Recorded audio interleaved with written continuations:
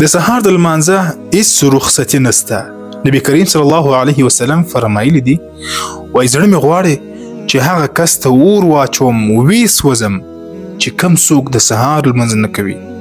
داسې کس ته نبی علیه السلام منافق ویلی دي چې کم څوک د سهار لمونځ نه کوي، او داسې کس ته یې خبیث ویلی دي.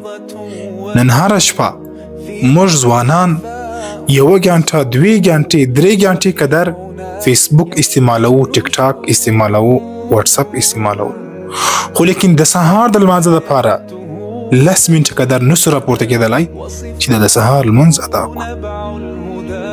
واوره مسلمانه، ستا کامیابي الله د سهار په لمانځه کې ایښتې ده. کله چې ته د سهار لمونځ نه کوې نو به د ټوله ورځ ناکامه یې، ټوله ورځ به خوار یې. که د چیرې د سهار لمونځ وکړې ټوله ورځ به د الله په حفاظت کې یې او کامیابه به وي. دا پیغام زیات در سره شیر کې چې ستاسو د شیر کېدو په خاطر باندې یو څوک د سهار لمونځ کولو والا جوړ شي.